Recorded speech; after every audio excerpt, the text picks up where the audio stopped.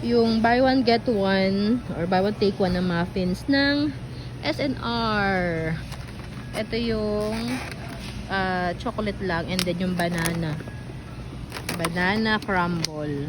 Yung iba ay hindi naka-sale, lalo yung gustong-gusto ni Hans na blueberry. Ito yung iba dito, sarap. Ay, ito naka 183 lang, oh. Yan. Ito, 199 na lang. Ito, 254. Doon pala may 25% off doon. And croissant. Ang croissant nila ay 274. Oh gosh. Ito yung pinakang favorite ni Hans. Kaso, hindi siya naka buy one get one. Naka regular price lang siya. Oh gosh. The muffins.